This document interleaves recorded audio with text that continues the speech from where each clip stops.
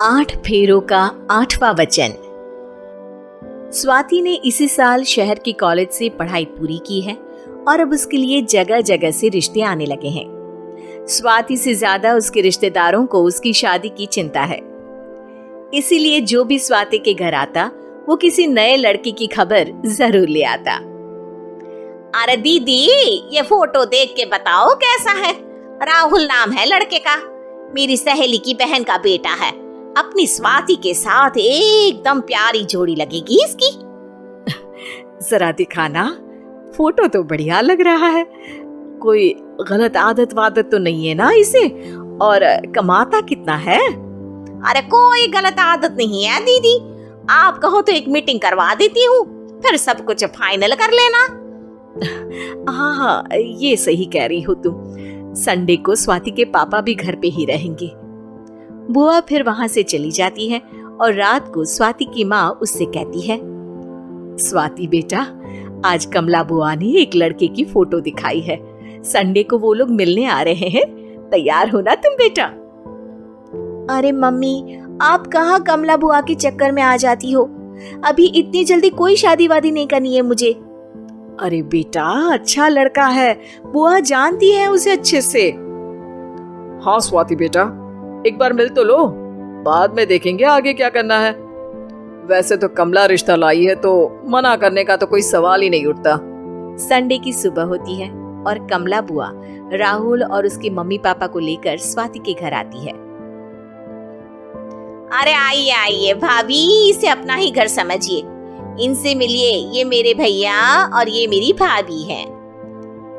नमस्ते भाभी जी, ये है हमारा लड़का राहुल, सरकारी नौकरी की तैयारी कर रहा है ये। वैसे आपकी बेटी कहाँ है?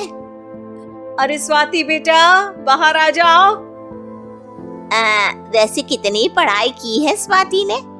जी, पोस्ट ग्रेजुएट है हमारी बेटी साइंस में।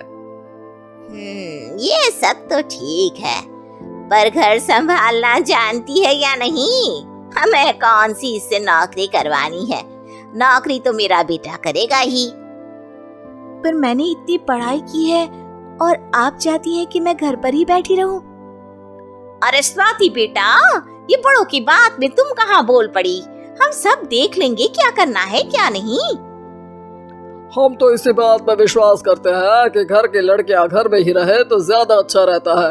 वरना भाई साहब, आप तो आजकल के हाल जानते ही हैं, कितनी घटनाएं होने लगी हैं औरतों के खिलाफ। स्वाति बेटा, रसोई का काम तो पूरा जानती हो ना? शादी के बाद तुम्हें ही संभालना है वो सब। अरे बहुत अच्छा खाना बनाती है ये, आप सब लोग इसकी तारीफ करते नहीं थकेंगे। लो भाई, हो गई मीटिंग, अब शादी की तारीख फाइनल कर लेते हैं, क्यों भैया?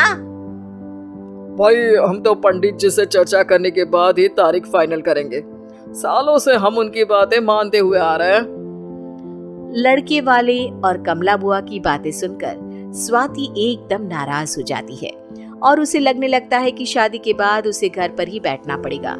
लेकिन घर वालों के आगे उसकी एक नहीं चलती और उसे शादी के लिए हाँ कहना पड़ता है। शादी का दिन आ जाता है और सब मंडप में जमा होते हैं। अब फेरों का समय हो गया है, अब कन्या अपने वर से 7 वचन मांगेगी। आप किसी धार्मिक आयोजन में जाए तो मुझे भी ले जाएंगे। आप मेरे माता पिता का भी बराबरी से सम्मान करेंगे, हमेशा मेरा साथ निभाएंगे। आपको दोनों परिवार की जिम्मेदारियां बखूबी निभानी होगी। हर जरूरी बात में मेरी भी राय लेंगे। आप सभी गलत आदतों से दूर रहेंगे। आप मेरे अलावा किसी और औरत से कोई गलत संबंध नहीं बांधेंगे। ये 7 वचन पूरे हुए, और क्या तुम्हें ये सारे वचन मंजूर है? जी हाँ पंडित जी, मैं सारे वचन अच्छे तरीके से निभाऊंगा। अरे वाह वाह, बढ़िया तरीके से सब काम संपन्न हो गया। तो इसी के साथ विवाह संपन्न हुआ और आज से ये दोनों पति पत्नी हुए। 1 मिनट पंडित जी, अभी एक वचन लेना बाकी है। अब कौन सा वचन है बेटा? मैं अब हमेशा के लिए किसी दूसरे घर में जाने वाली हूँ, तो पति के अलावा मैं अपने सास ससुर से भी एक वचन लेना चाहूंगी। अब कहो बेटी। मैं ये चाहती हूँ कि मुझ पर किसी बात की कोई पाबंदी नहीं लगाई जाएगी। मुझे सब कुछ करने की आजादी होगी और मैं भी विश्वास दिलाती हूँ कि मैं एक अच्छी बहू बन के दिखाऊंगी। स्वाति की बात सुनकर उसके सास ससुर एकदम चौंक जाते हैं और कुछ बोल नहीं पाते कि उतने में कमला बुआ बोल पड़ती है। अरे बेटा, ये भी कोई कहने की बात है? रानी बन के रहोगी तुम तो। वचन देने से पहले सोच लीजिए, क्योंकि शास्त्रों में वचन ना निभाने वालों के लिए नरक से भी बदतर सजा लिखी है। स्वाति की चालाकी से वहां मौजूद सब लोग प्रभावित हो जाते हैं और लोगों में बदनामी ना हो जाए, इस कारण स्वाति के सास ससुर को उसे वचन देना पड़ता है। और कैसी अपशकुन वाली बातें कर रहे हैं आप पंडित जी? हमें मंजूर है बेटा तुम्हारी शर्त। स्वाति अपनी समझदारी से अपनी बात अपने ससुराल वालों से मनवा लेती है और खुशी खुशी राहुल से शादी कर लेती है। अब से हर शादी में मैं खुद 8 वचन दिलवाऊंगा। ओम मंगलम मंगलम मंगलम।